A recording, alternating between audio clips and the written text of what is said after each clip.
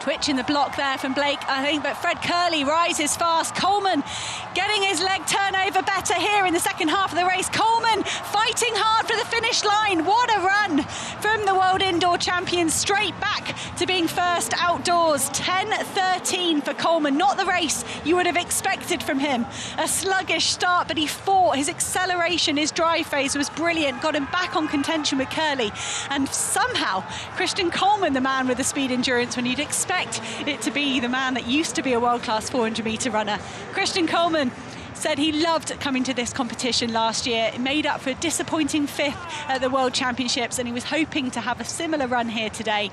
10:13, perhaps not the speed he would have hoped for. The world lead stays with Favour Ashi of Nigeria at 9:99, but a win for Coleman is very, very important in his campaign.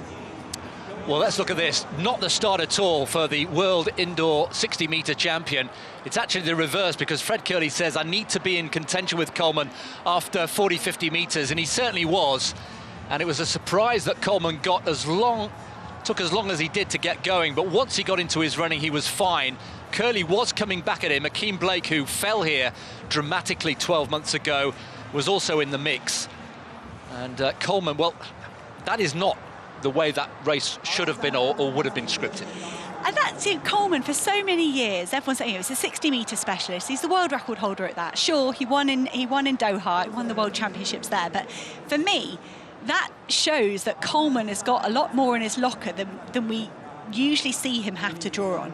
It was a sluggish start, and normally you'd say that's his superpower. If he hasn't got that today, he's not going to win the race. But that middle section from Coleman, I don't know if I've ever seen anything like that of him.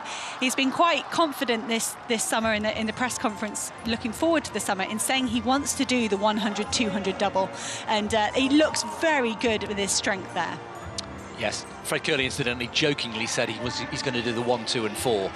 Of course he's not. He's also going to aim to double up, and he was a real threat here coming back at Coleman. But I agree that middle portion, that second tranche of 30 metres, was really significant for Coleman, and just had enough to hold off the speed endurance of Fred Curley.